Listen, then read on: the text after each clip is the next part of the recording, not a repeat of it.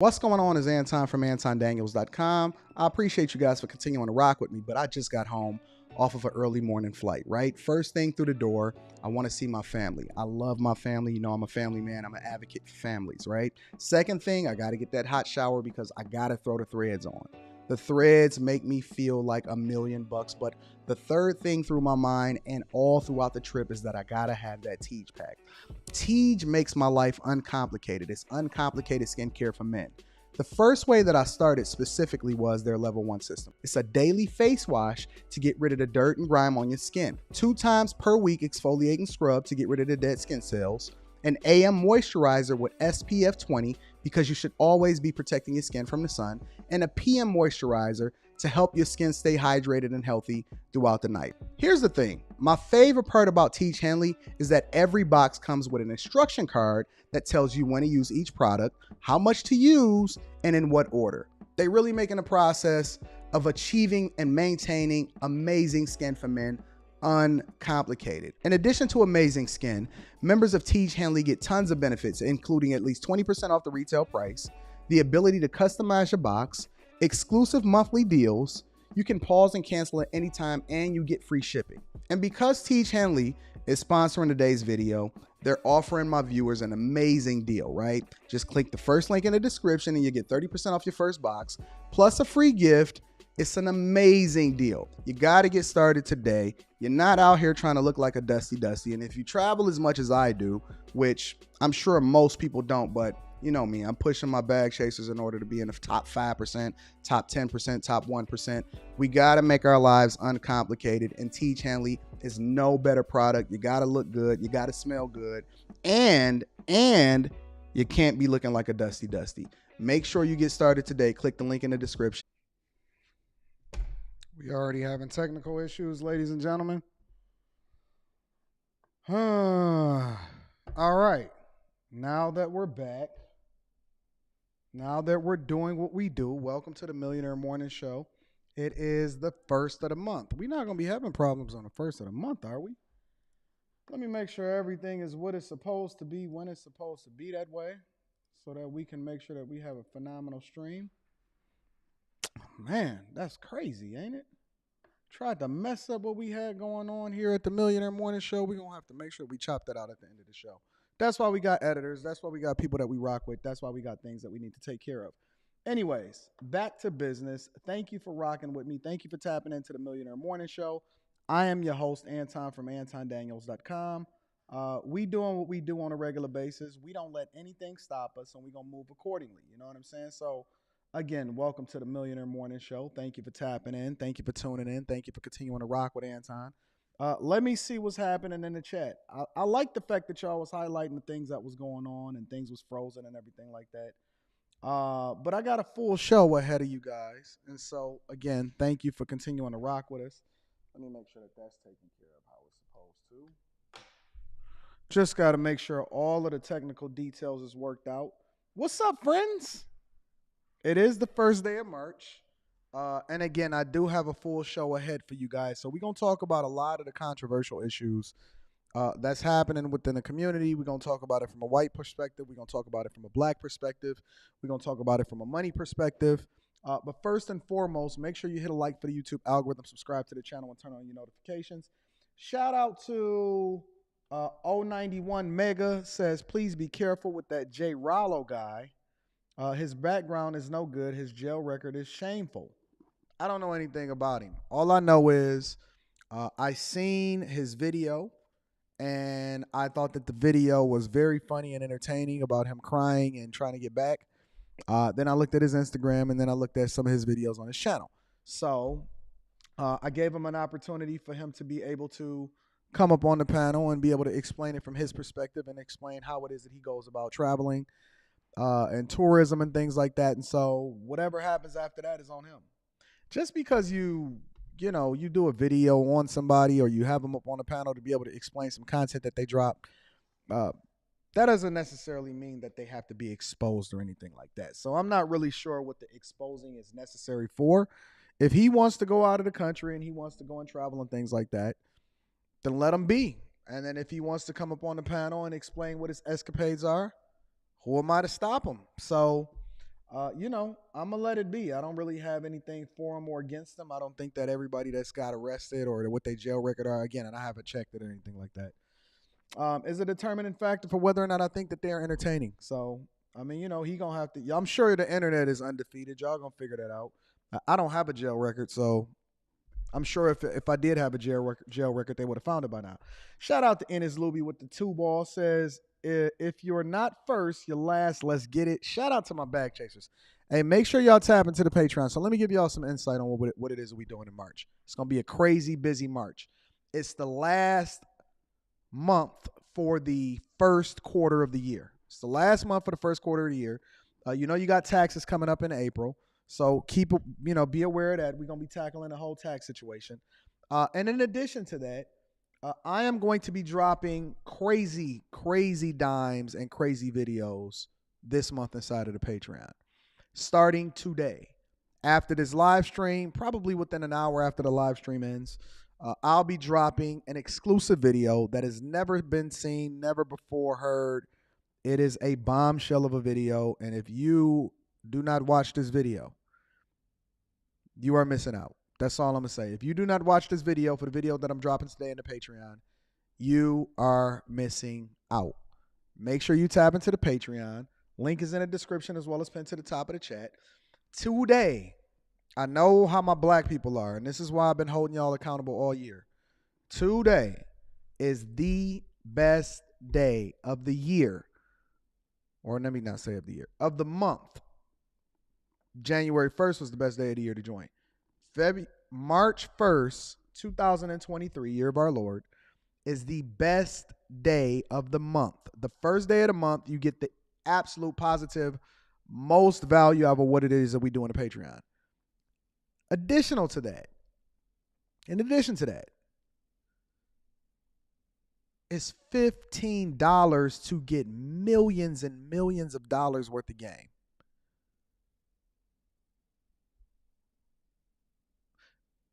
If I raise the prices and then I make it limited and I cap it off to a certain amount of people, because I already got one tier sold out.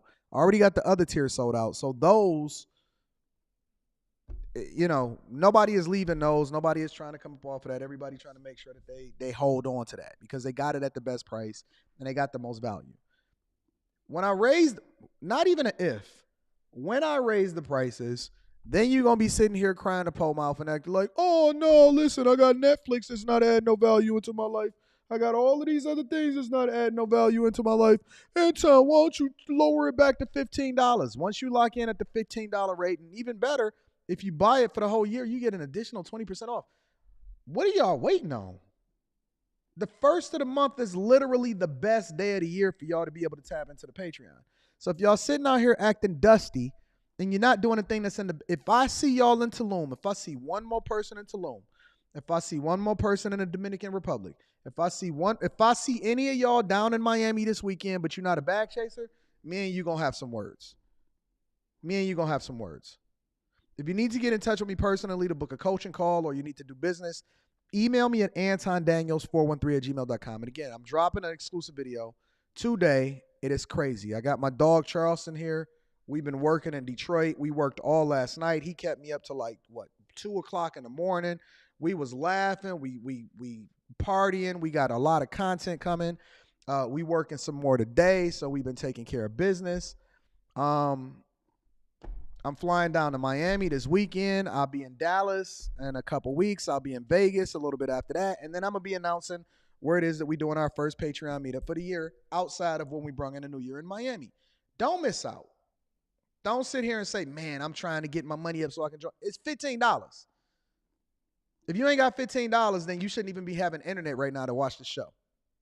All right, so that's that. Housekeeping out of the way. Hit a like for the YouTube algorithm. Subscribe to the channel. Turn on your notifications. Let me give a shout out to the couple more of my early peeps and supporters. Shout out to Demetrius Shaw, says sending stock choices via email. Coaching call is not until May. Keep up the good work. I've been working with Demetrius.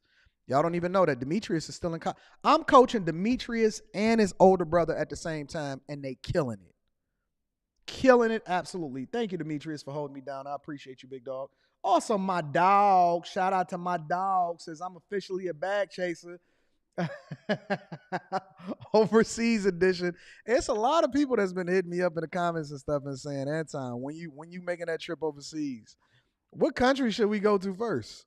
And do y'all bag chasers even got y'all passport? Do I need to give y'all some time to be able to get y'all passport? Or is it safe for us to go ahead and start booking these trips? I will say, Logic, I'm not gonna be in Sasua, but my first time going over into the Dominican Republic is probably gonna be sometime this month. But I'm going to be there for a Taekwondo tournament for my daughter. So shout out to my dog, Logic. I appreciate you, big dog. We rocking. Also, my homie, Class C Beats, is in the building, said the bag chasers is here. The bag chasers is here. Let me say that one more time. The bag chasers is here. Shout out to my dog, Class C Beats. I appreciate you. And I love the work that you do over on your channel, Class C. I rock with you. All right, so listen.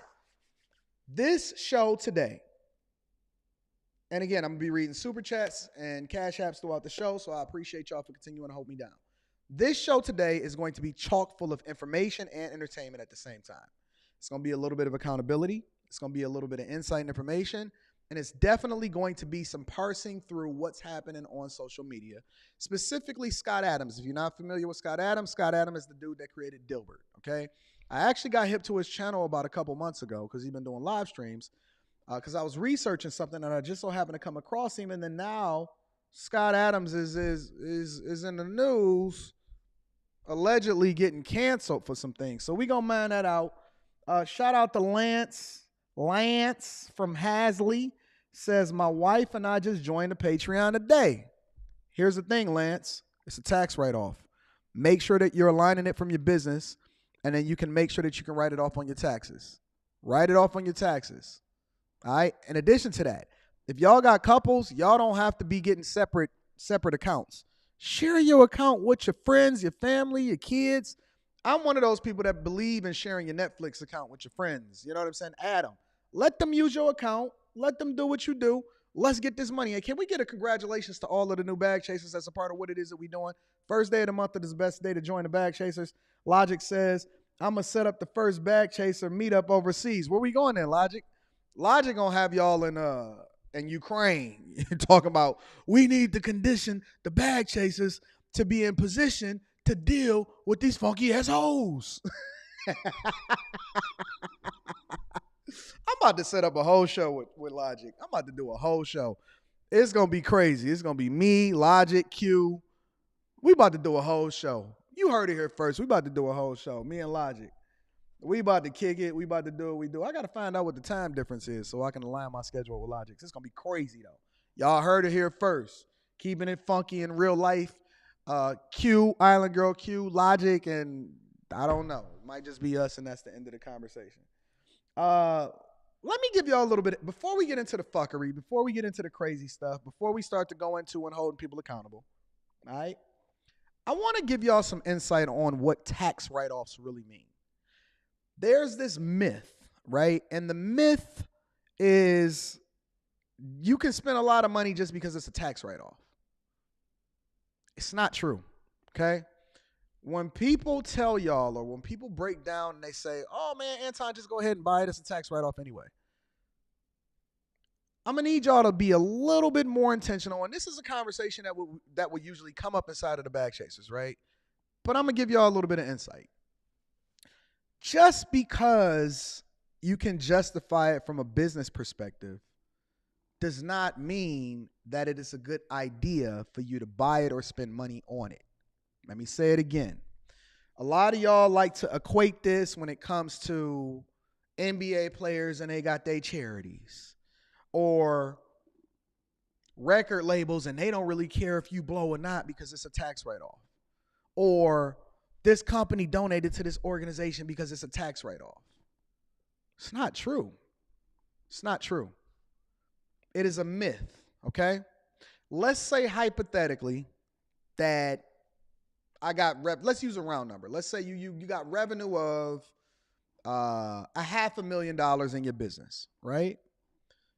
And then part of that business is the expenses. Now, revenue is completely different from what it is that you take home, right? Gross is much different than net. Net is what you take home after expenses. Gross is the amount of money that you generate. So let's just say, for example, you do $500,000 in revenue. That means $500,000 in sales. $500,000 came into you, right? When I'm on these coaching calls with people and they telling me about their business, they think that I'm going to be impressed by how much revenue they did. Man, we did $1 million in revenue last year. I'll be like, okay, that's nice. So what was the net? $50,000. So that means that you paid yourself $50,000 because they didn't even take out a salary, but because it's a single member LLC, that means that they paid themselves. They only made $50,000. I'm not impressed with how much you gross because your expenses could be right here. You can gross this. It doesn't mean that you're making a lot of money. It means that you're responsible for making sure that money is allocated appropriately so you can generate more revenue. Amazon, for example, this is going to be a lesson for y'all. Take notes. Make sure you rewind this. Make sure you rewatch it because I'm going to give you the game. Amazon, for example, is a growth company. There's a difference between a company that is a dividend-paying company and then a growth stock. A growth stock does not necessarily have to be a startup. So, for example, Amazon does not issue a dividend to its customers, which is one of the reasons why its stock price often at times throughout history continues to be more inflated than maybe, say, a Microsoft or an Apple. A Microsoft has historically made more millionaires than a lot of other companies, a lot of other blue chip companies. But Microsoft every quarter puts money back into the hands of its investors in order to ensure that they get a piece of or a slice of the pie of the revenue. Amazon, for example, on the other hand, and this is why I dropped the video inside of the Patreon of the 8 things that I look for in order to invest in a company, because you can't just throw your money into a stock market and just say, oh, it's going to go up, it's going down, I'm trying to time the market, I'm a day trader. That's not how it works. When you become more informed on who the management is, when you become more informed on how it is that they're performing, what kind of strategy as far as returning shareholder value back to whatever it is or whoever the investors are, you have to understand the dynamics of the company specifically. But I'm going to bring it back to the tax write-offs in order to help you to understand where I'm going and why you need to be a little bit more careful on who you're taking advice from an investment perspective. It's a lot of people that talk business. Very few people understand how money works. It's a lot of people that talk business. Very few people understand how money works. And this is the difference between people that talk it and people that live it. The advice in the game that I'm giving you right now, rich people don't give you this game. They don't have time to give it to you. You got to pay for this. This is a sample of what it is that we do in the conversations that we have inside of the Bag Chasers. But let me bring it back for you. For example, Amazon. Let me come back to Amazon. For a long time and even to today, Amazon itself, the core business of who they are, never really made money. It was a growth opportunity. They were expanding similar to how Facebook was when they first came into fruition, when they first launched the site. They weren't making money off of ads. Amazon, even though they sell it to you for the lowest price, what they were focused on doing is taking over market share. Once they take over market share, once they ran out the mom and pop stores, once they competed and they ran you out of business, then once you became a part of the ecosystem, they can figure out how to monetize it more effectively for you. And then that's when you start seeing Amazon Prime, Amazon Web Services, so on and so forth. But Amazon, the company, wasn't necessarily making money. So if Amazon said, okay, well, we did $100 billion in gross in revenue, but our profit was only $27 million for this particular quarter for this segment of the business, from when you go on Amazon and shop on the website, they break out different parts of the business in the analyst call so you can better understand exactly how they're making money and whether or not it's a good investment. So when I listen to these calls for the companies that I'm looking to invest in or better understanding how the market is going, I know that $1 billion in revenue or $100 billion in revenue doesn't necessarily mean that you're making $100 billion for the company. Everything that they're doing, from reinvesting in the trucks and Rivian and another warehouse and all of these other type of things, those are the tax write-offs, but they're doing that either to give back into the community, getting your good graces, making sure that they're marketing themselves effectively, or they're reinvesting so that they can take more market share and then come back and monetize it. I need y'all to rewatch this. I need you to rewind it. I need you to better understand how to look at things from a business perspective. The one thing that we know for sure, though, is that every large company and every business, small, medium, or large, you can relate it back into your real life. So your life should be a reflection of how it is that you move from a business perspective, whether you're talking about your relationship, whether you're talking about your business, whether you're talking about corporate America, whether you're talking about investing in your 401k and making sure that you continue to raise up and become much, much more successful as far as what your net worth is, okay? Let me bring it back to a C student's perspective so that we can get to the core of the conversation. When somebody says buy something because it's a tax write-off, chances are it's probably not even a tax write-off because you have to justify it from a business perspective. Now, if you need a coaching call, because there's certain things that I can't say on this live stream, and I'm not a financial advisor, so I cannot give you certain things, but all I can do is tell you what it is that I do and how I look at it from my perspective. You need to email me at antondaniels413@gmail.com. The other side of it, though, is that you don't just spend money just for the sake of being able to have it as a tax write-off, because then the only thing that you're doing is getting rid of the revenue that you have in order to invest in other assets or other parts of the business to grow the business. If I go to a networking event or I hold an event, I'll pay for that, but I'm paying for it expecting for it to bring more value back into the company or what it is that I do from a business perspective. If I fly somewhere, right, I have to fly somewhere, but I also may need to be comfortable. So I may get a first class flight so I can ensure that I got Wi-Fi and I can work more efficiently on the plane and all of this other type of stuff. And I may eat on the plane in first class because they'll serve you a 3-course meal so that I can then save myself some time for when I land and I can keep running. I can do whatever it is that I'm supposed to do. Now, the other side of it is that your business may not make the type of revenue, or you may not be looking at the type of financial windfall that comes along with being able to justify spending an extended amount of money in that business in order to continue to grow it. It may not be feasible for you to spend it just because you can justify it from a tax perspective. Because it's still revenue, it's still your money. If you have to go into your pocket in order to do something that's not actually generating additional revenue for the business, it doesn't necessarily mean you're saving yourself some money. It's a simple equation, and I'm not going to break it down too extensive because I want to get into other parts of the show. It's a simple equation, all right? It comes back down to this. If I make $100,000 a year, right, and I can do this thing and I can justify it from a business perspective, and let's say my business is going to take a loss that year. So let's say my business takes a $10,000 loss, which means that my adjusted gross income is now $90,000. Schedule C, I'm not going to get into that. You make $100,000 on your job. Your business lost $10,000. You really only made $90,000 for the year, which means that that's what you're being taxed on. That's what you're being taxed on. Now, let's say you in a 12% tax bracket, you can get it under $80,000, right?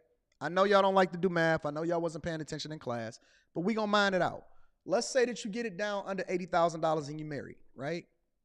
That means that you in a 12% tax bracket. You spent $10,000 to save $1,200. You don't get it, do you? Spend the $10,000 so that you can save $1,200 or $1,000.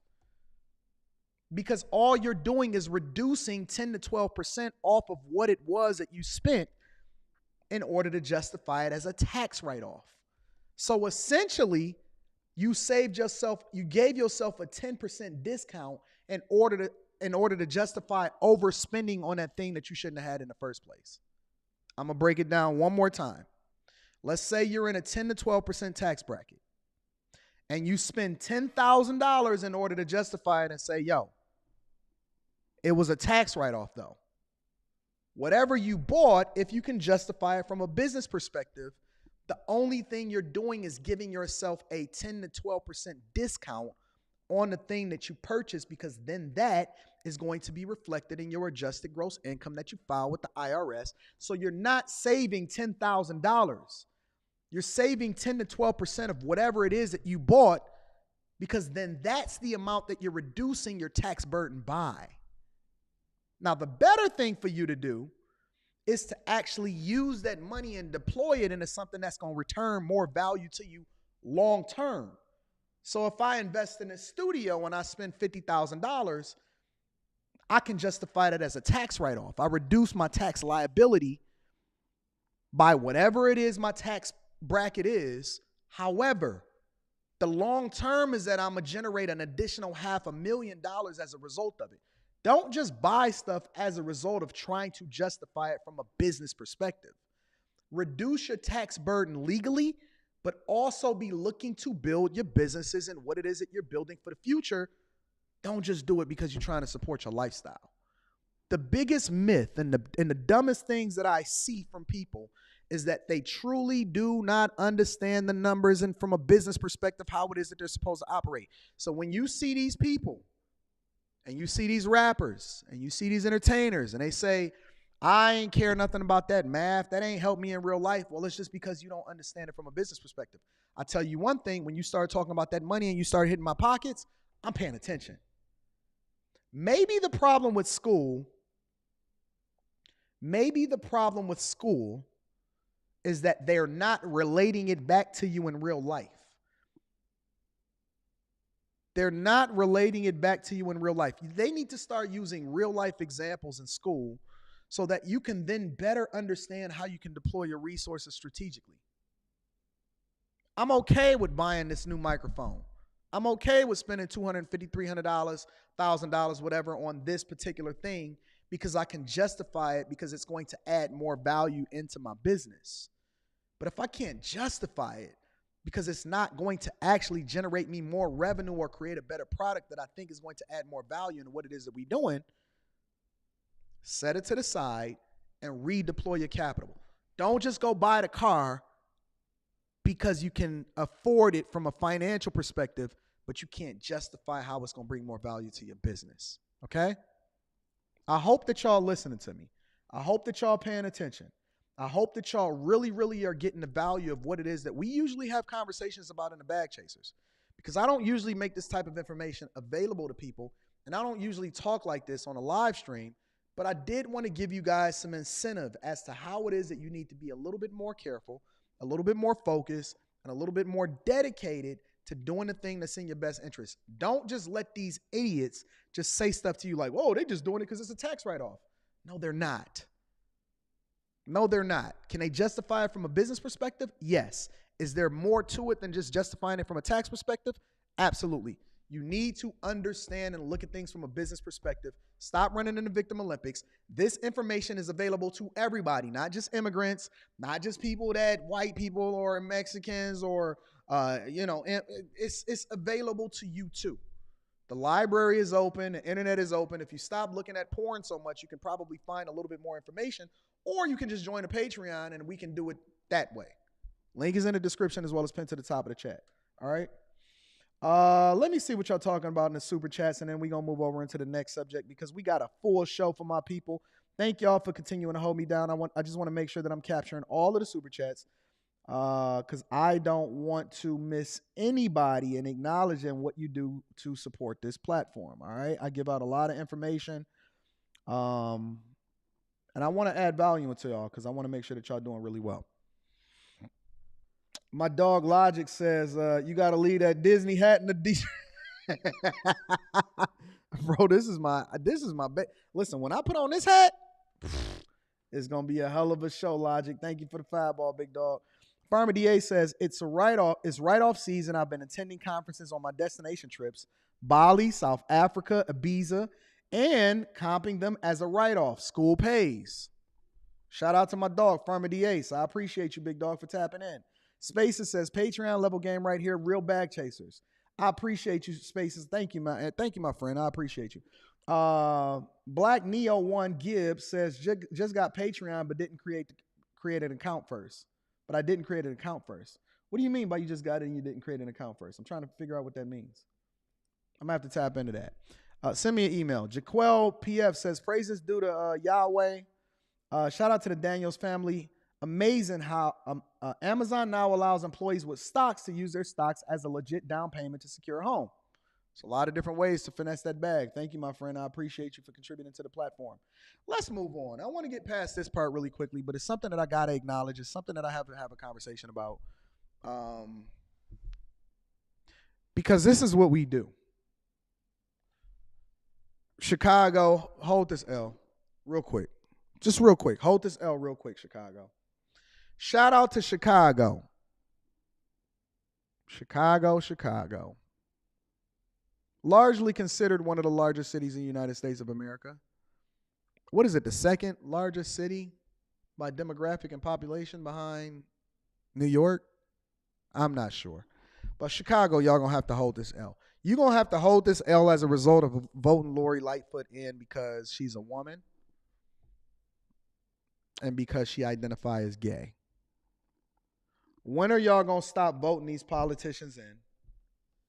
When are y'all going to stop voting in Beetlejuice and start making a decision that's in your best interest and not across political or party lines, not because of what it is that you get buzzed down by in the bedroom, not because of the fact that you're a woman and you're a double minority. In the last 42 years is what they said, was it 60 years? There's never been a one-time Chicago mayor that's been ousted this quickly before a runoff. Let's dive into this really quickly. Diana DiGiacomo is a Chicago resident. Sam Sanchez, a Chicago business owner and chairman of the Illinois Restaurant Association. They both join me now. Diana, your reaction to the results. Good morning, Todd. I'm not surprised, but I couldn't be more happy to have somebody in there that actually takes it seriously. We have two very different approaches now of the two guys that are having the runoff. One is very much police protection and support the police, and the other one is more of a defund the police and self rule. So we'll see how it turns out. But I'm glad the city spoke out and said no more Larry Lightfoot. Yeah, Sam. So either way, they say, listen, we need a whole man in here. We don't need a woman that's acting like a man. We don't want one that don't sleep with men. We need a whole man in here. Now, the other side of the equation is that it looks as though the residents of Chicago, in which I'm not sure which side of the aisle that these people are, but I'm assuming that they all Democrat, they say we don't want to defund the police. We don't want to actually let the prisoners run the insane asylum. The other guy, I see y'all still holding on to that victim Olympics. Y'all just said y'all don't like Lori, but y'all still going to hold on to that victim Olympian, huh? All right, let's continue. To follow up on Diana's breakdown of the remaining two candidates in the race, you aren't out of the woods with regard to Brandon Johnson. He is in the runoff against Paul Vallis. And as you well know, he is extremely far left, defund the police. So my concern and my question to you. Which guy is this? Let me back this up a little bit. It's Paul Vallis. And as you well know, Paul Vallis. Let me look at what Paul Vallis was talking about. Ah. So now what you have is Paul Vallis versus Brandon Johnson. So Paul Vallis is apparently one of those type of guys that say defund the police. So even though y'all getting rid of Lori Lightfoot, even though y'all getting rid of Beetlejuice, y'all still running in the same race that y'all going to be running in prior to, except for this time it's going to be a white man. This time it's going to be a white man. All right, let's continue. He spoke out and said no more Larry Lightfoot. Yeah, Sam, to follow up on Diana's breakdown of the remaining two candidates in the race, you aren't out of the woods with regard to Brandon Johnson. He is in the runoff against Paul Vallis. Oh, it's Brandon Johnson, so it's the black guy. I'm sorry. I got it wrong. Thank y'all for correcting me in the chat and then forcing me to rewatch this. See, this is why we got to parse through the information. So it's the black guy. But here's the beautiful thing. So Chicago is changing. Chicago is saying, actually, we don't even want the black guy no more. We don't want a black guy. We don't want a black woman. We don't want defunding the police. We don't want any of that. We want that white man that is very much pro-police, pro-safety, pro-keep my daughter safe as she walks to school, pro-let me make sure that there's more cops that's taking care of business and preventing things from happening. We don't want no social officers walking over and trying to talk to a bunch of killers that's walking up in here trying to have a conversation. We don't want that at all. Okay. And as you well know, he is extremely far left, defund the police. So my concern and my question to you, Sam, if he is elected, would it basically be Lightfoot's second term? Yes. I mean, we're pushing towards Ballas. Ballas has a lot of experience, come from an old administration of Mayor Daley's, which he surrounded himself. You see that man with that white beard? He missing his colics up in here. You see that man? He got them glasses on, that white shirt. He ain't got no shark suit on like your latest preacher. Got that strong chin. Probably got a great family that's backing him, a strong wife and some kids that's been to college. That looks like y'all guy. If you got to go with a Democrat, he looks like it. Listen, I was watching Moneyball the other night, and they were evaluating the talent based off of whether or not they had a pretty girlfriend, whether or not they had confidence and they swing and all of this other type of stuff. I also seen a video with Deion Sanders the other day. I'm going to break that down tomorrow. We're going to do an early live stream tomorrow because I got a flight to catch because I'm going to be in Miami, right? I was watching Deion Sanders, and he said, listen, quarterback, we need them as, they need to come from a two-parent household, and the A, B, and C, offensive linemen, and be focused, whatever. But that defense, we want them from the single-parent households. Mama barely even made the flight to even come down here.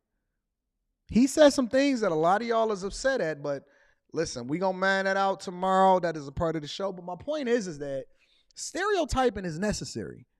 A lot of black people think that it is offensive to be stereotyped. But when I see a woman that walks in and she smells like black soap and she don't have on no shoes and it's the wintertime and she talking about her chakras, I already know she going to be a hyena. It's a strong possibility that she going to be a hyena. Now, she might have that good box. But she definitely going to be a modern woman that advocates for modern women and modern rights. Stereotyping is necessary and it's real. With a lot of experience. Johnson, yes, his nerd has always been the defunding the police. We're concerned, unfortunately, that either one who becomes mayor have no control over the justice system in the Cook County. And Cook County is probably the worst one. That guy right there, whoever that guy is right there, and I don't even know him. He looked like he worked for an HBCU. He looked like he could be the head administrator at an HBCU. Whoever that guy is right there, he don't have that white skin, that strong, pale man from Caucasus that has a strong jawline, could have possibly played sports. This man right here looks like he could work at an HBCU. He looks like a Jackson State, Bethune-Cookman College administrative executive. That's what he looks like. He looks like he could run Howard University. This is the man that y'all want, right? County in the state of Illinois, the prosecutor and the judges have to be replaced also in the next election. Okay, so to follow up, Sam, if Vallis... You know why it's so awesome being black and conservative and being rich? Is because I can get away with a lot of the stuff that other people can't say. So if I was a white man saying this right now, y'all be like, ooh, I'm so mad at him. We gonna unsubscribe for his channel. But see, since I'm a black man, it don't make it any less true. But it means that some of y'all gonna call me a coon, but I don't care. Wins, are you 100% confident that Chicago will become safer? Brandon's parents was pastors? If Vallis wins, he's headed in the right direction. He's surrounded himself with very smart people who've been in government previously. With old Mayor Daley, we know that the city was doing great, and we're looking forward to work with him. Okay. Diana, this was an annihilation, simply put. 83% of the voters said we do not want Lori Lightfoot when you add up the totals and see where she landed there. Not a lot of support there. Is this a mandate against... Look at that. Look at Beetlejuice. Look at Beetlejuice. Whew. I'm sure she can figure out how to get her a position in the Biden administration. All the other women went and got positions in the Biden administration. Jennifer Granholm, who used to be the governor of Michigan, and she did Barack Obama and them some favors back in the early 2000s when she was ruining the state and fucking up Flint's water. Y'all want to have that conversation. She's like the energy professor defense mechanism lady over there in California now. Mayors like Lori Lightfoot and the harm that they are causing blue cities like Chicago? I believe that it is. I believe that people have just had enough. And my message has been go out and change. Regime change is the only way we're going to fix this. And I think this was a loud and clear message that this woke agenda is not working for Chicago. A recent poll shows that 61% of Chicago residents disapproved of Lori Lightfoot's performance. You know what, though? Even though it's 61% and 83% said we not fucking with her, y'all still got like a 13% or what is that, 16.5%, almost 17% demographic of the population. That's a lot of people. Y'all got millions of people in Chicago. It's a lot of people that still like Lori Lightfoot. That concerns me. It concerns me because then you have to take into consideration that it's a lot of people that probably didn't even go to the polls because y'all know y'all don't like the turnout because they talking about percentages. They didn't talk about how many people actually voted. I guarantee you over there on the south side of Chicago, the polls was empty and with good reason. Let these good folk that pay their taxes, that live in wealthy neighborhoods, determine y'all millages, determine the fact of what's going to go on in y'all city because we don't want no uninformed voters that's going back talking about, but it's a tax write-off. We don't want that. Performance as mayor. Diana, do you know one single person that voted for Lightfoot? And if so, what was their reasoning? Because she black and she... Actually, I do not know a single person who voted for Lightfoot. That's because you a good white woman. Especially after I got mugged in January or December in one of the nicest neighborhoods of the city, and people were looking at this at happy... Wait. Somebody said y'all had a little over 500,000 votes. So you telling me over 500,000 people voted. What's the population of Chicago? Let's find out.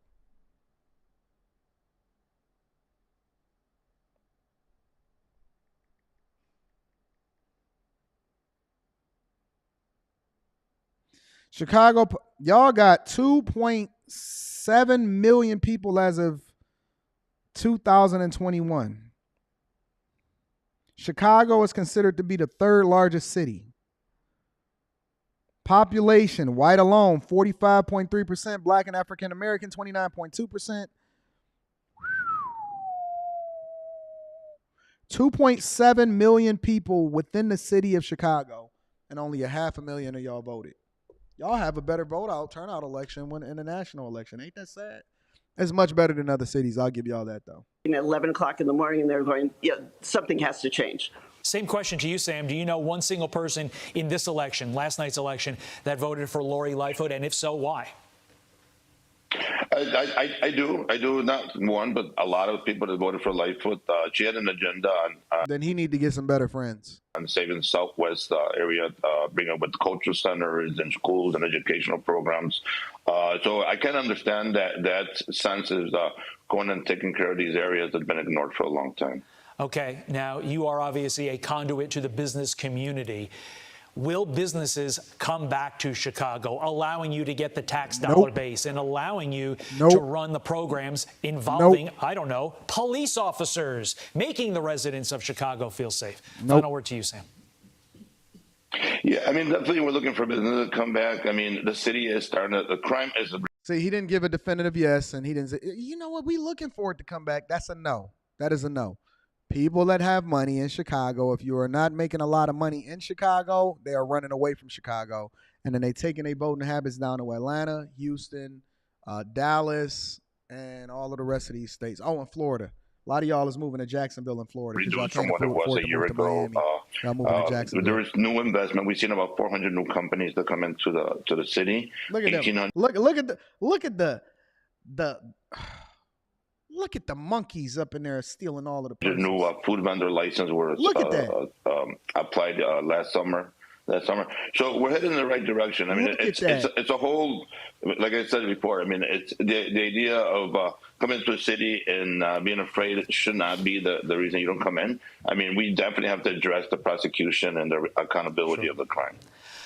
To all of my Michiganders, right? Because y'all know we right there. Basically, a lot of Michiganders, whenever they take a trip, they go to a few different places. All right. If you're from Michigan, you're from the inner cities, you're from Detroit or whatever, in the Metro Detroit area, usually this is what we do. A lot of people like to take day trips and they just drive over to Chicago because it's only 4 hours away. It's literally, you can do it in less time, but you can drive over to Chicago. And so you can get there in 4 hours. So they usually do Chicago.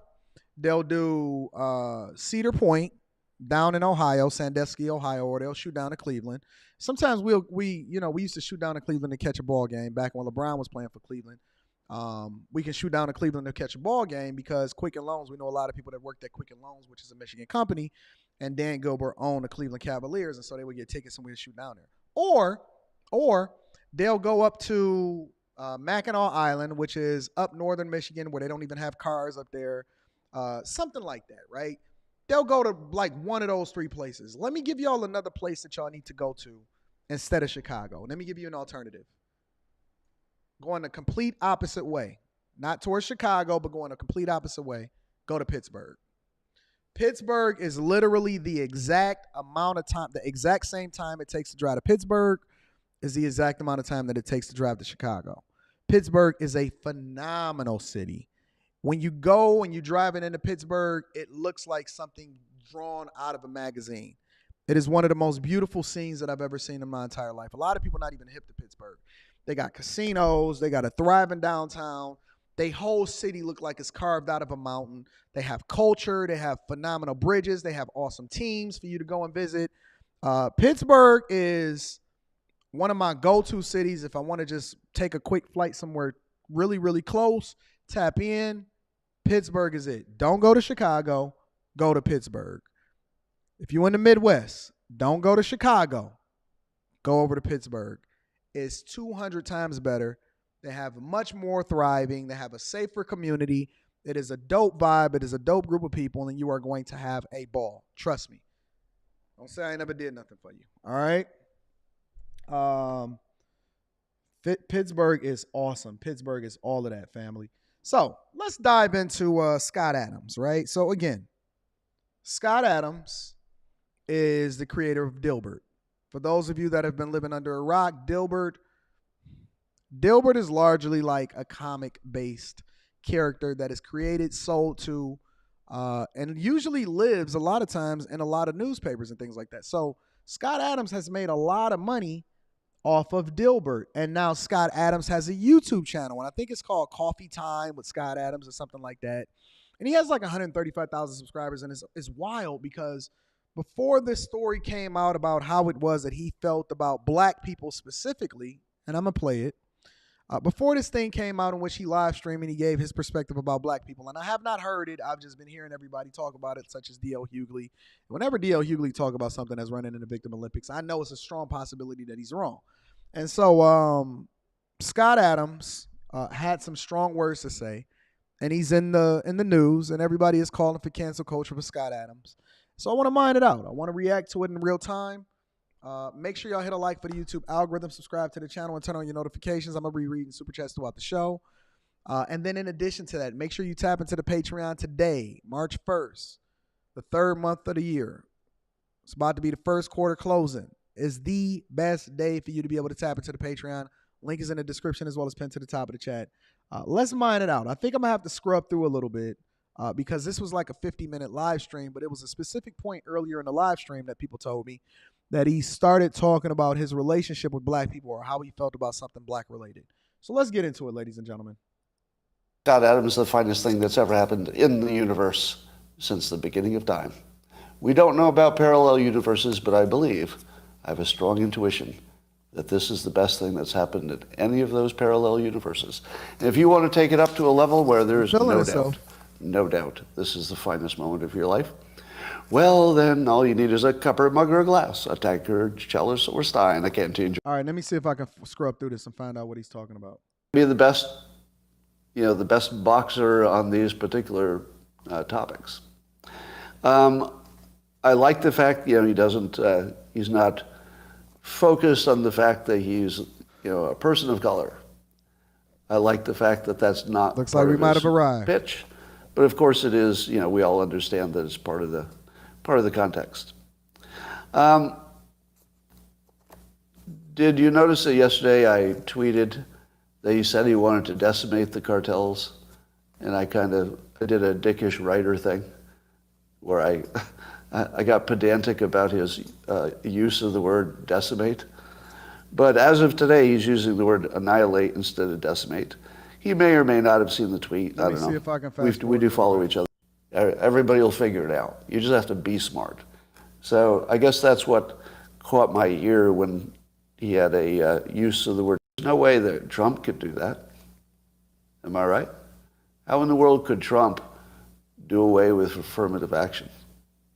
I mean, he could say it a few times, but he couldn't do it. Smart. So I guess that's what caught my ear when he had a use of the word decimate. That I do acknowledge as entering common usage, but I just liked it a little bit better with more precise language. I think the world is ready for this fight. And I think especially the stuff on affirmative action, there's no way that Trump could do that. Am I right? How in the world could Trump do away with affirmative action? I mean, Not he could really say it a few times, but he couldn't do it. I'm trying to see what he said specifically. I don't think he could do it because it would just look racist. But that's, Vivek Ramaswamy would have the advantage there, if that's what you want. So he's he seems to have matched Trump in terms of toughness on the drug cartels. He would annihilate that. But there wasn't any flight. So let's just say he planned it and it didn't work out because that's bad for Putin. I don't see anything anymore. Yeah. Okay, let me see. On a logical basis, the one thing that Putin could do to let a provocative little poll today, okay, I think they said, do you agree or disagree with the statement, it's okay to be white? All right, I think this is it. That was an actual question. Rasmussen asked, white and black voters, and probably others, do you disagree or agree with the statement, it's okay to be white? 26% of blacks said no. It's not okay to be white. So a fourth. 21% weren't sure. Add them together, that is 47% of black respondents. That's correct. Were not willing to say it's okay to be white. So I guess this is the foundation of why he started to go off the rails or why he started to say whatever it is that he's saying, right? This is the context behind him saying, I guess, whatever it is that he's going to say. I'm hoping that I screw up to the right moment. I'm curious to see what the sample size is, but regardless, and this is one of the reasons why I hate using percentages without seeing a sample size. Because you can poll 100 people in one specific neighborhood, or are you in Chicago or are you in Miami or whatever. Either way, I think that that's a pretty stupid statement to say for people to say it's not okay to be something that you can't control. But let me continue to hear the context. That's like a real poll. This just happened. Did you have any idea? Would you have imagined that could have happened? So I realized, as you know, I've been identifying as black for a while, years now. What? Because I like to be on the winning team. What? And I like to help. And I always thought, well, if you help the black community, that's sort of the biggest lever. You can find the biggest benefit. So I thought, well, that's the hardest thing and the biggest benefit. So I'd like to focus a lot of my life resources in helping black Americans. So much so. So, all right. So let me just try to parse this through. All right.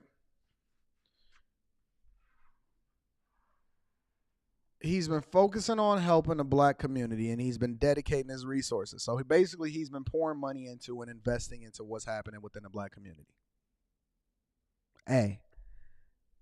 B, he's now then, and I had this conversation with y'all.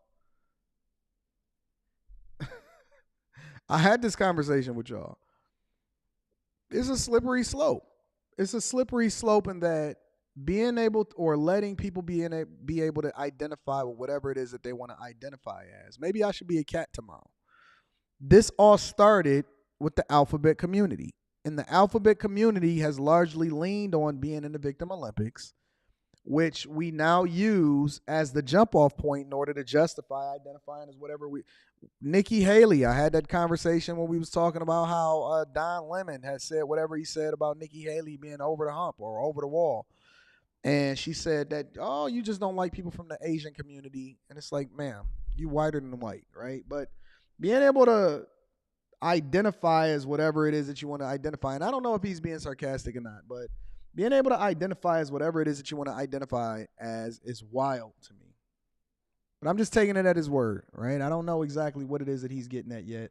I'm going to be reading Super Chat shortly. I appreciate y'all. Know that I started identifying as black to just be on the team I was helping.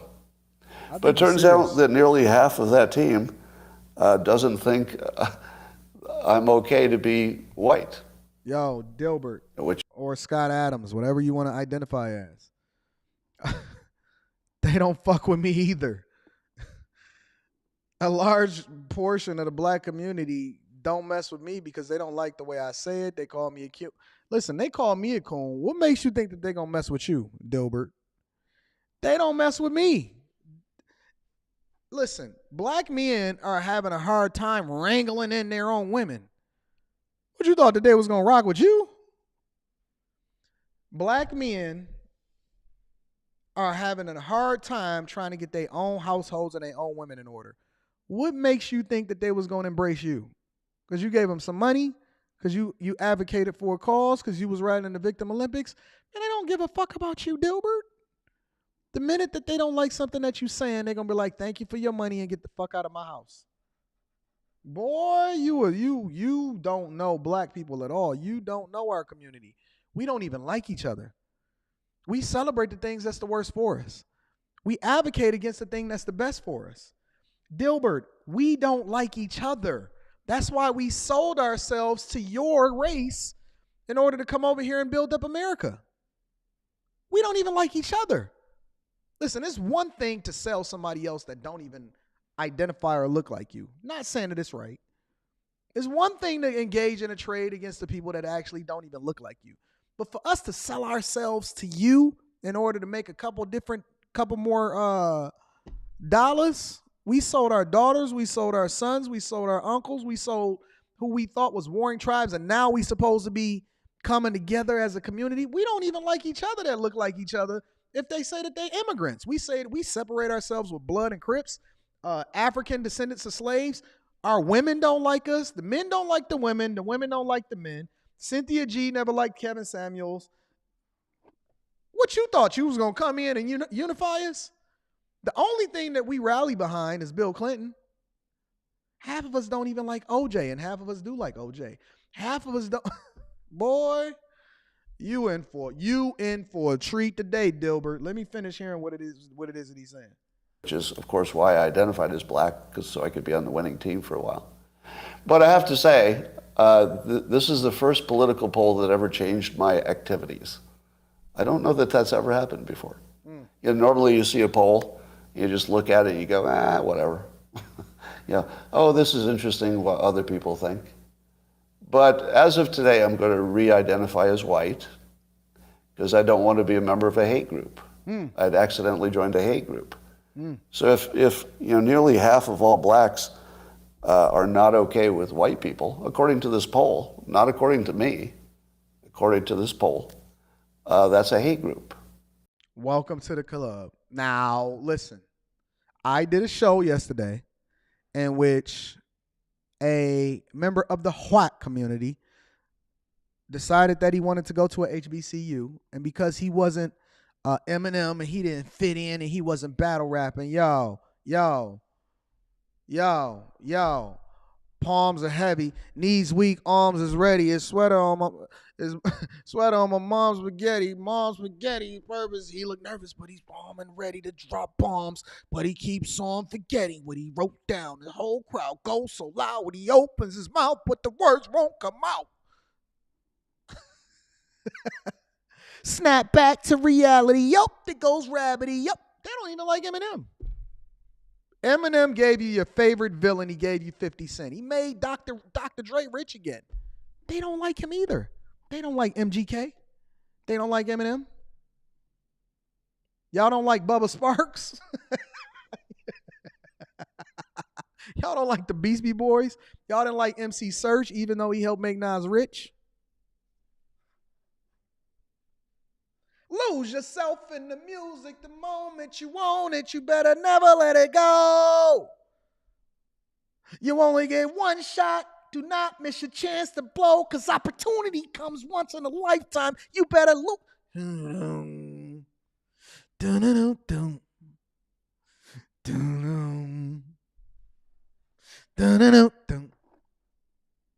Is the black community a hate group?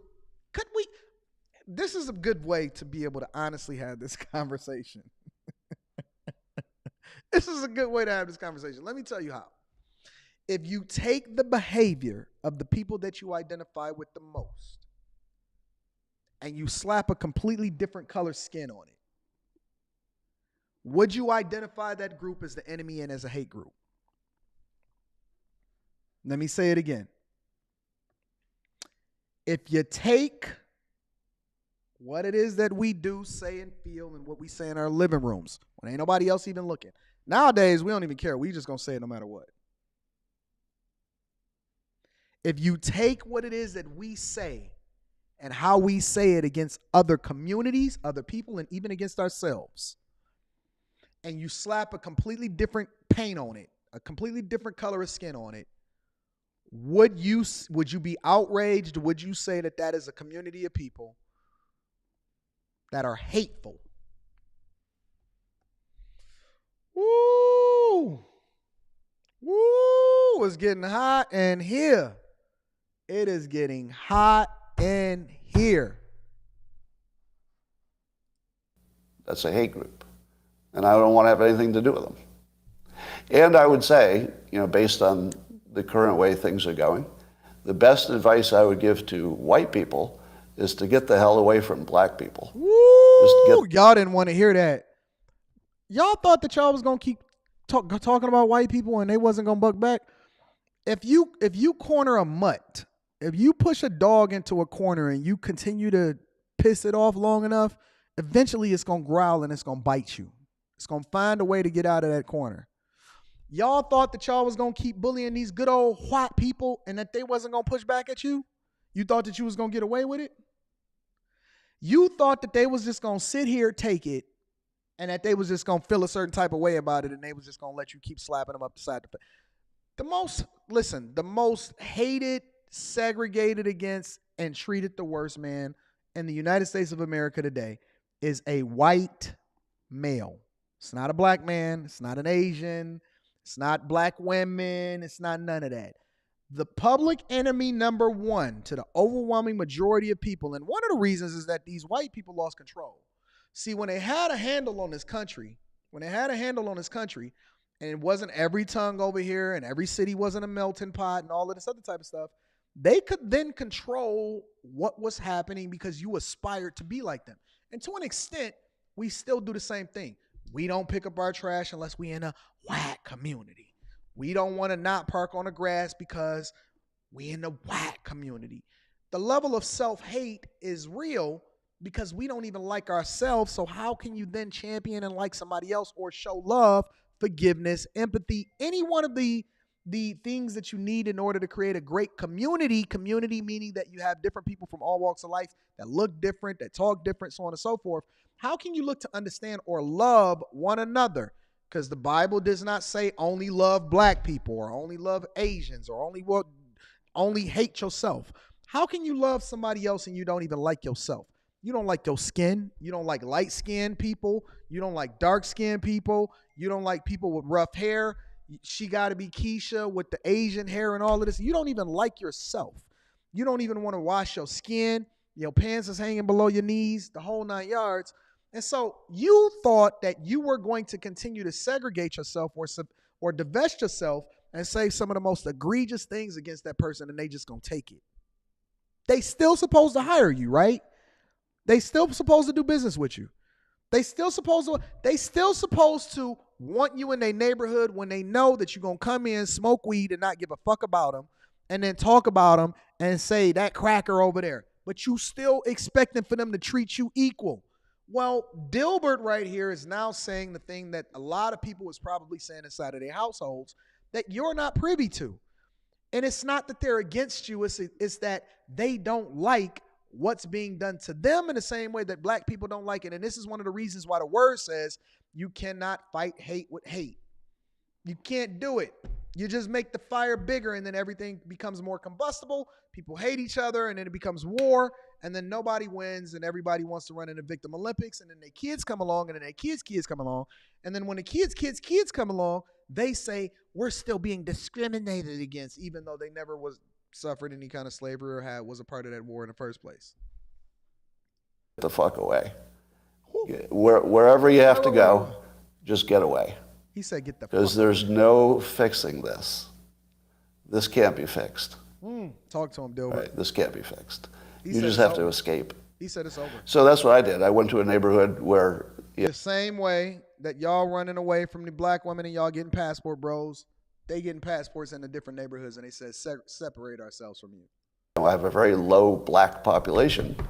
Because unfortunately, there's a high correlation between the density. And this is according to Don Lemon, by the way. So here I'm just quoting Don Lemon when he notes that when he lived in a mostly black neighborhood, there were a bunch of problems that he didn't see in white neighborhoods. So even Don Lemon sees a big difference. Somebody in the chat said, I don't even live where I grew up.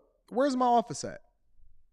Where am I at right now? I am literally in the inner city of Detroit, across the street from the Health and Human Services building, where I give out over $250 a day, and I ensure that I help the community and I pour back into and I pay my tax dollars, and I bought up land and I'm building tiny houses in the neighborhood that I grew up in.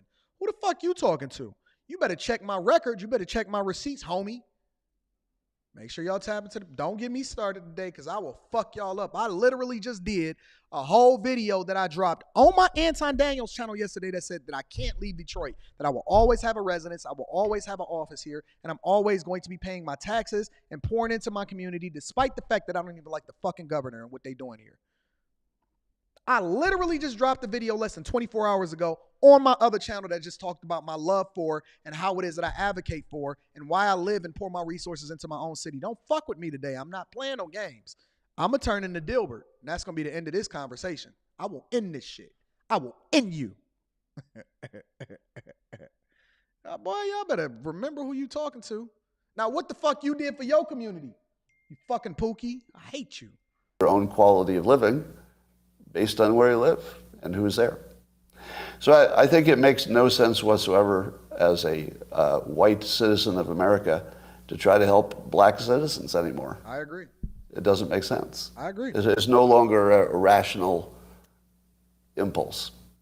And so I'm gonna back off from being helpful to black America because it doesn't seem like it pays off.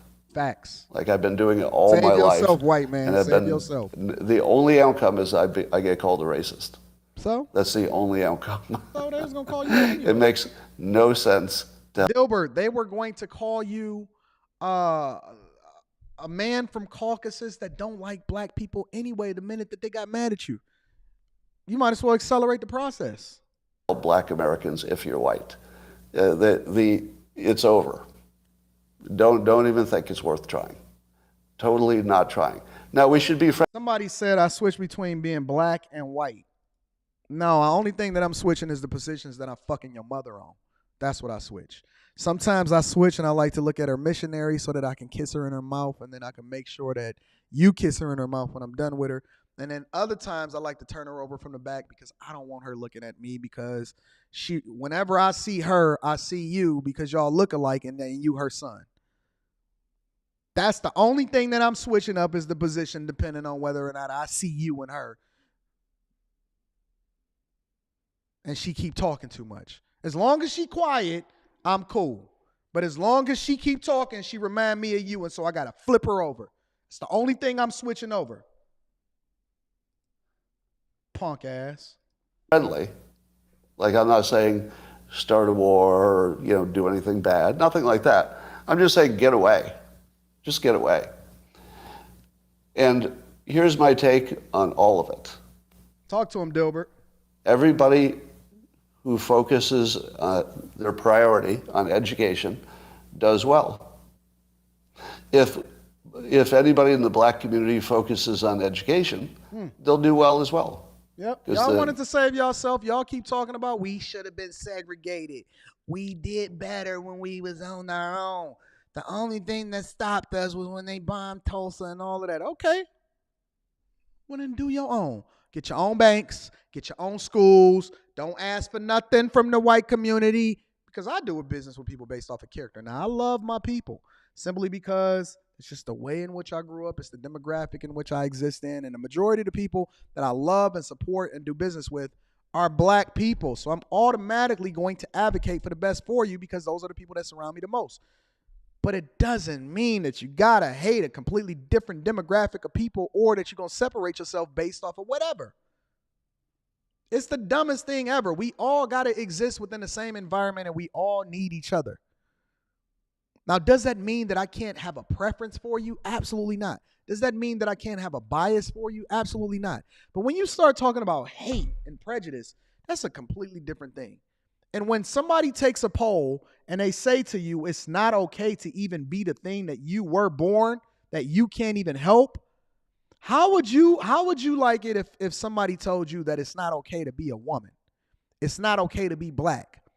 It's not okay to be born in the city that you were born in, that you then love and support and you advocate for and you pour all of your resources in. It would hurt your feelings. It would hurt your feelings. But you expected to be treated better than you treat yourself. And you expect for this good, wholesome white man who draws awesome cartoons to come and advocate for you because of what again? I'm reading Super Chat shortly. Shout out to all of my people in the chat. The system allows that. If they don't, I can't make that my problem anymore. It just can't be my problem. It can't be my problem if the solution is so clear, so available, and people don't want to take it. It's just not my problem anymore. So I resigned. I resigned from the hate group called Black Americans, according to the Rasmussen poll. 46% of them don't think white people are okay, just being white. And there we go. Talk to him, Dilbert. You didn't expect that today, did you? I didn't, Dilbert. But I'm glad that you said it. One of the reasons why I'm glad that Dilbert said it is because I believe that Dilbert, specifically, Scott Adams here, is right. I think that he's right. I think that it's very difficult to advocate for and to require somebody to abide by a standard that you don't first abide by yourself. Why should he advocate for the very people that say that I hate you? Why should he put his money and his resources and pay tax dollars just for the federal government to take it and give it to people that don't even fuck with him in the first place? You don't even give money to your own girlfriend and she holds your kid because you don't like that hoe. And she pissed you off and she would not give you no sex last night. And so now you on the panel talking about how you don't like women and all of this other type of stuff and you want me to advocate out on your behalf. I'm not going to do it. I'm not going to do it. And I don't think that, you know what I've noticed? Let me conclude this by saying this. You know what I noticed? I've noticed that as I get older, and older people in general, they care less and less every single day about what other people think about them.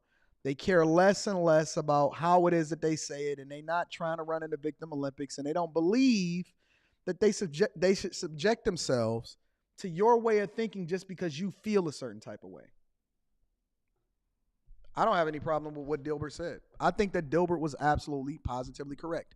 If you turn the tables and remove your emotion from it, and you take exactly how it is that black people, the overwhelming, some of your friends, your mama, your daddy, your grandma,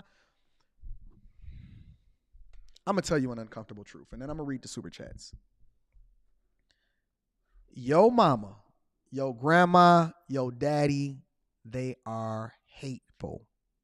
They are full, this is what they say in the church, full of the devil. Full of the devil. They got so much black hate in their heart. It's killing them. It's killing them.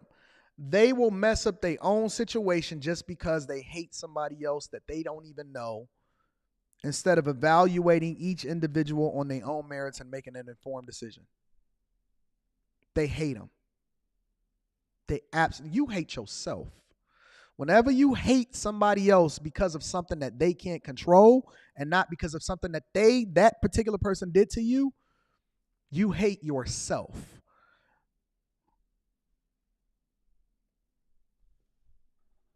You hate yourself. And to be honest with you, the poll is disturbing, but I'd like to see that poll. If anybody can find that poll that Dilbert is talking about, because I want to see the sample size. I want to see where it was taken. I want to know the details of the poll. But for almost 50% of black people to say that it's not okay to be white, and then you going to get mad at, that's like getting mad at the person that laughed at the joke that was told on you. Don't get mad at the person that laughed. Get mad at the people that said the joke in the first place. All he did was react to what other people were saying against him. If half people say that they don't fuck with you and fuck you, and you shouldn't even be born, what did you think that the response was going to be? You thought that they was going to go down kneeling? You thought that it was going to be cool? Honestly, I don't think that Dilbert give a fuck. I think that Dilbert has been making so much money, and he's grown to a space to where he finally can say what it is that he's saying. I looked at Dilbert's live stream this morning, and Dilbert had like 5,000 people in that live stream. I don't think Dilbert is tripping off of what y'all feel about him being removed from a newspaper. Newspapers is dying anyway. Newspapers are dying anyway. He don't care. He probably said this so that he can pivot more effectively, and now he's starting to get the attention that he feel like he deserved. So I don't necessarily disagree with anything that he said. Y'all probably disagree with me, but what else is new? What haven't you disagreed with? Let me read some of these super chats and see what y'all talking about. Dilks said, just found out we both went to Hampton Elementary. Shh, you telling all of my business. What are your thoughts on all the recent number one rankings for Detroit? Growth indicators for the city? People that know. I don't even want people to know how awesome it is and why I'm deciding to stay here, in addition to me pouring into my community. I'm going to be honest with you. See, it's people that know me in real life. When I told y'all I went to Hampton Elementary, it's people that know me in real life. They know who I am. They know who I am. They know who I was in elementary school. Shout out to you, big dog, for the fireball. I don't want nobody really knowing about what's happening in Detroit, because I don't want y'all fucking it up and messing up all of the progress that all of us and our good white compadres are creating here in the city. Shout out to you. I think that the city is phenomenal, and I'm glad to always be here on the ground floor of the growth, because not only am I going to prosper as a result of it, I'm not one of those people that's fair weather fans. I don't leave and just go different places based off of convenience. I stick around and I pour into my community that I actually want to advocate for and want to help. So thank you, my friend. It'd be interesting to know who you are. I want to know what your real name is, Dilks. I need to know who you are, big dog.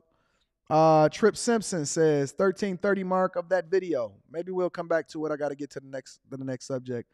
1330 mark of that video. Yeah. We already went through it. Shout out to you. Check out his interview with Hotep Jesus. He clarified a lot. I will. We can mine it out tomorrow. My dog, Logic, says, you got to cover Jalen. Jalen Carter, UGA player, fumbling the bag before the NFL draft. Let me write that down. That might be tomorrow's show.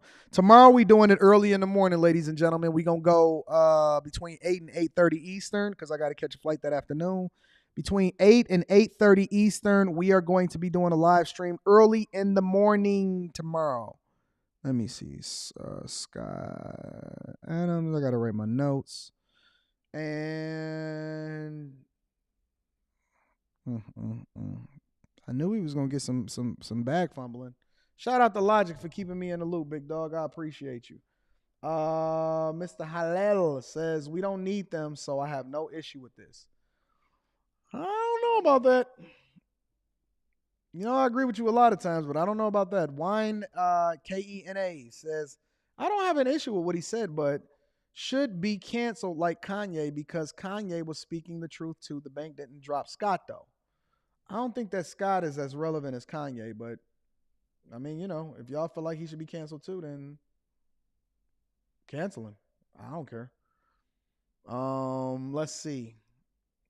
Spacer says, how's this not going from one gate group and going back to the one that is rooted in it, though? I wonder if he's going to be called an end lover now.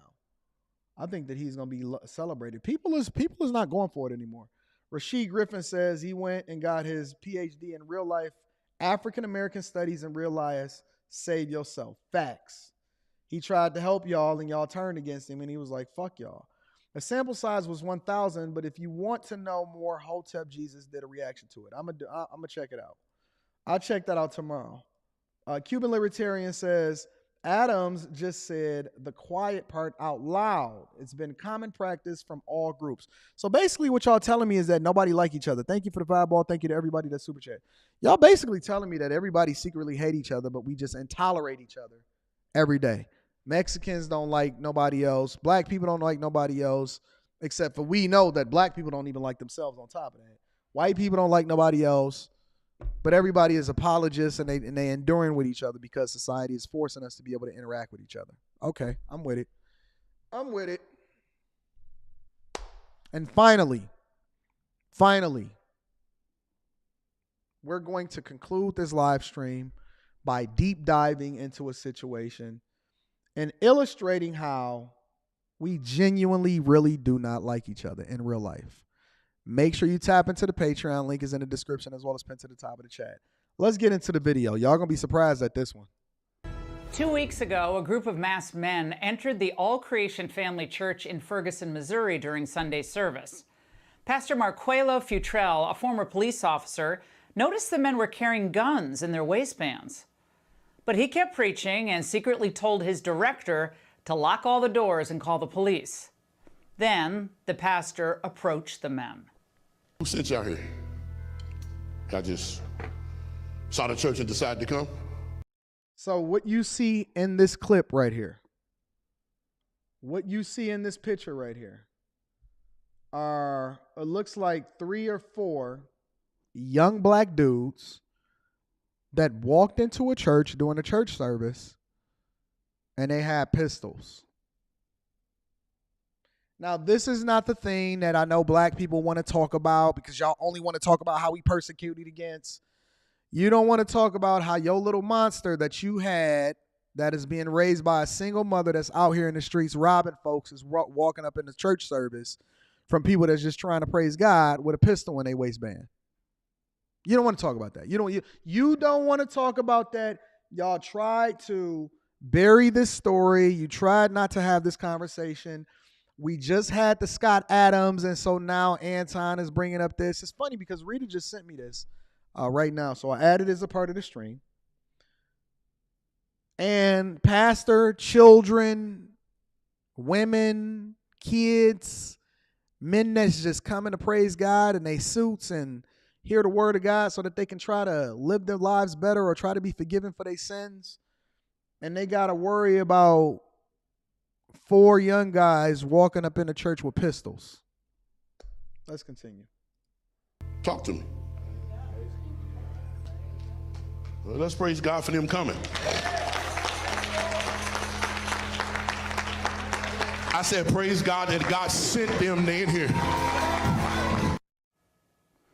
Now, the pastor wanted to keep his congregation calm, but at the same time, he wanted the men to know he was on to them. Don't you play with me. I still got a cop anointing, and I still know what's going on, and I still know what's about to happen. God's about to change the plot of the enemy. Lift your voice and shout unto God for what he's about to do. Now, what happened next is stunning. Will you guys permit me to pray for y'all? Can I pray for y'all? Do you mind if I pray for you? You mind if I pray for you? Can I pray for you? So what's so dope about this? It's not what you think is dope about this, okay? You think that, oh, they're saving those young black men in the community. Nah, he buying time. He doing the same thing that I would do. He's buying time. He's protecting his congregation in order to protect them children in the back. And he's also calling the police so that these dudes can get arrested. You think that in your feminine energy and from a woman's perspective, this is what we need to do. When they walk in with guns, we need to make sure that we put the name of Jesus on them. No, you need to call the police and then talk to them in the name of Jesus so that you can prevent them from leaving and you can save the rest of the people in the back. Shout out to the pastor for having a level of self-awareness and not moving in his feminine energy. Twin, can I pray for you? They said I can pray for him. Come on, brothers, pray for him. Pray under the unction of the Holy Ghost. Bowing their heads in silence, the gunmen sat as the entire congregation sang and, yes, prayed. See, that wasn't so bad, brothers. Thank y'all for letting us pray for you. And we're thankful that for whatever reason the Lord let y'all come here. I just believe that you all will never be the same again. Come on, if you believe they'll never be the same again, clap your hands and give God praise. Joining me now is that pastor, Pastor Marquelo Futrell from All Creation Family Church. Pastor, I don't know how you kept your cool, but how long were the gunmen there? I would say they were there for approximately 20 minutes. What happened with these suspects? Was this an isolated incident, or has this happened to you before? I mean, no, it's never happened. They came into church. We believe that they were up to no good. I just had that instinct, and I just started maneuvering while trying to conduct service to keep the people calm. And eventually we found out later that one of those guys actually dropped his gun on the ground before I approached them to even pray for them. And that Wait. Y'all saying that he's stereotyped? Because Black Lives Matter would come out and say, see, you stereotyping. Just because they coming in and they got guns and, you know, it's all of them and their hair is nappy and they pants is down. Don't stereotype us. Don't stereotype. No. Stereotyping is a good thing. Stereotyping saves lives. Stereotyping allows for you to make adjustments and then save the people that you care for the most from the monsters that's looking to do the thing that's worse to you. Stereotyping is necessary. He said, listen, when I seen them, I knew they was up to no good. He didn't automatically just walk into it. He said, listen, I'm going into Papa Bear mode. I'm going into the role that I have as the leader of this community. I'm going into the role that I would have as a man. And us men are going to handle this accordingly. We're not going to react emotionally. We're not going to flip out. We going to handle this accordingly because I see an enemy walk through the door.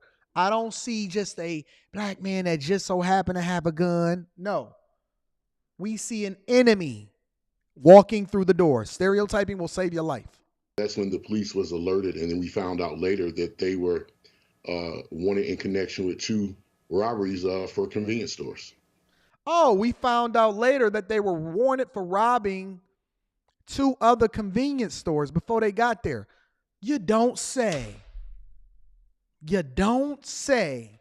They were wanted for robbing convenience stores, and they found this out afterwards. But listen, you ain't got time to be trying to figure out, okay, listen, let's run an analysis. Let's try to figure it out. Let's try to pray for them and bring them into community. Let's make their mothers our wives so that we can save them in our single family households. No, we ain't got time for that.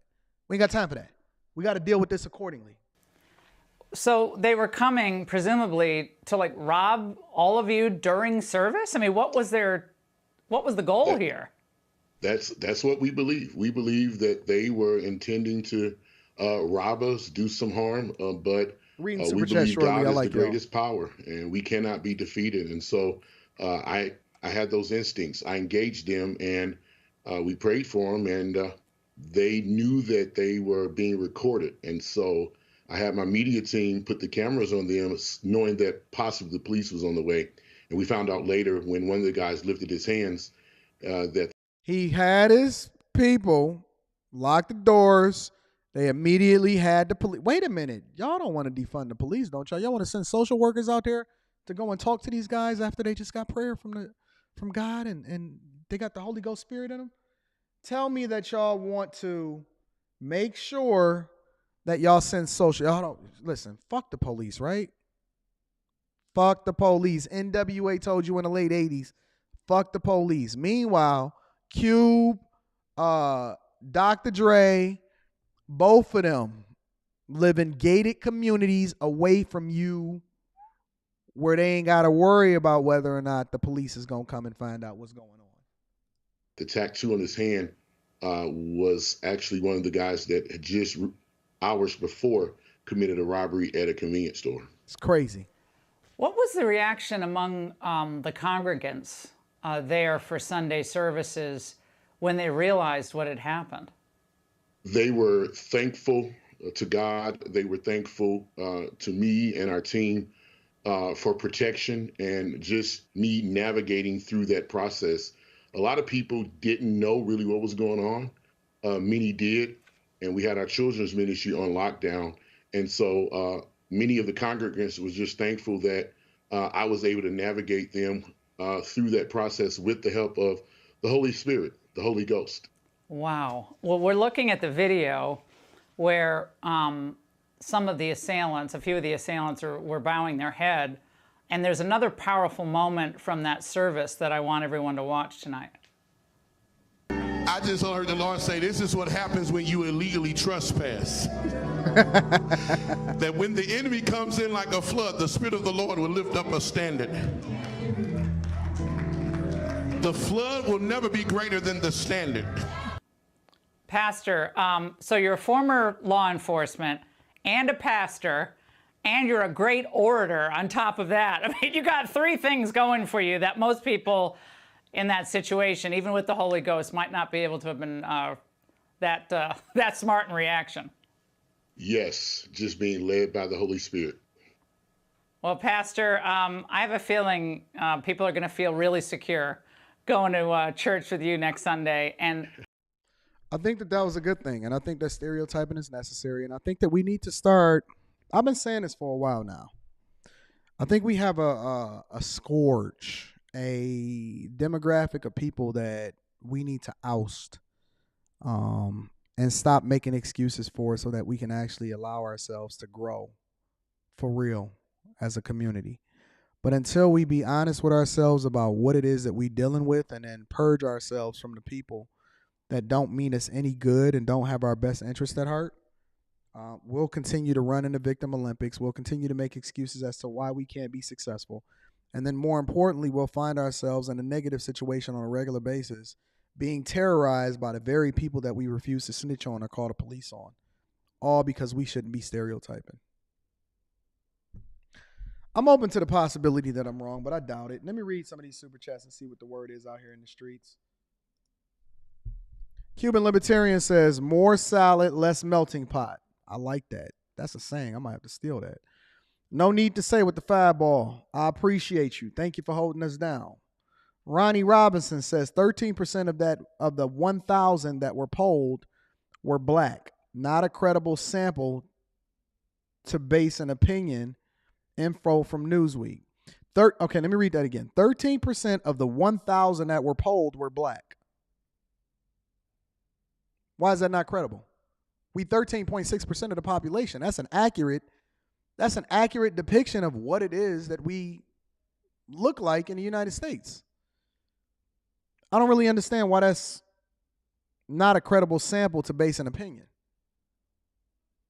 Why is that not a credible sample? If we 13.6% of the population and 13% of the people that were polled, and I'm sure there were other questions, says this, then why does that not make sense? The question that we should be asking ourselves is, why is there people that feel like it's not okay to be born something that other people can't control? We asking the wrong questions, y'all. We're asking the wrong, thank you for the super chat, but we asking the wrong questions. And this is what we do. We make excuses a lot of times to remove ourselves from the real conversation that should be had. And instead, we start to have conversations about things that's not relevant to solving a problem and the issues that we really facing in the community. Jay Luna says, life is so hard, man. I'm trying to hold on. Hold on, Jay. It's not hard. A lot of the wounds that we have is self-inflicted, Jay. You got this, bro. Send me an email, Jay. AntonDaniels413@gmail.com. Let me know what's going on with you. Though Thanos Warrior says we have a major problem in our community. We need to separate ourselves from them. I think we need to do even more than that, but I can't say that on the live stream. Thank you, Thanos Warrior. I appreciate you. Brock with the fireball, with the pass of love offering, always holding us down. I definitely appreciate you, Brock. The Warrior says stereotyping is no different than scientifically saying archetyping. It allows you to study or look at specific factors, which means that it's not a bad thing. I agree with you. Thank you for the fireball. Marcus Alexander says, home run broadcast. You know what we do here at the Millionaire Morning Show. Y'all know what we do here at the Millionaire Morning Show. Thank you for the fireball. Thank you to everybody that contributes to the platform. Also, again, make sure y'all give a warm welcome to everybody that joins the Patreon. For the new members of the Patreon, I am going to be dropping a new video today on the 1st just to show my appreciation for you guys. I'm going to add as much value as I possibly can. In addition to that, make sure that y'all tap into the Discord. The link to the Discord is in the description of any of the most recent videos, and it allows for you to really tap into the community of people that's a part of what it is that we're doing. I do plan on announcing very soon the next Patreon meetup in the city that we're going to be tapping into, so look forward to that. And again, the first day of the month is the best day to be able to join a Patreon. I love you guys. I appreciate you. Thank you for continuing to rock with the Millionaire Morning Show, but I have one more request for you guys. Just one more request. Make sure you share this with your family and friends. We don't want to be successful by ourselves. It's some hard conversations that I think that is necessary for us to have amongst each other. It's not always going to go the way that you think it's going to go. Sometimes it's going to be some pushback. Sometimes it's going to be some wrangling. Sometimes it's going to be some issues and problems. But the thing that I will promise you is that every single day I'm going to work to be the best version of myself so that I can pour into you, because I can't pour out of an empty cup. Doc the Guru Official says, 130 black people doesn't represent the whole, but you're right. No one should say it's not okay to be something you can't control. Thank you for the 10-ball, Doc Guru. I appreciate you. I guess really the only real way for us to be able to substantiate how it is that we're supposed to be moving is to poll every single black person in the United States of America, right? I don't know. Let's mine this out. Listen, tomorrow, guys, we are going to be doing a live stream earlier in the morning, similar to what we did last week. I'm going to be doing a live stream early in the morning tomorrow, and then probably Friday also, because I got a flight to catch. I'm going to be down there in Miami, soaking up some sun and taking care of some business. TJ says, because Anton, that poll wasn't taken by black people, meaning that 46% is not purely black. I don't even know what purely black is anymore, to be honest with you. I'm confused all the way across the board, but I do appreciate y'all for tuning into the show and super chatting and supporting the platform. I love y'all. I appreciate y'all. I'm going to holler at y'all later. Thank you, friends and family. Y'all have a phenomenal, phenomenal Wednesday. It's hump day. Let's get it, y'all.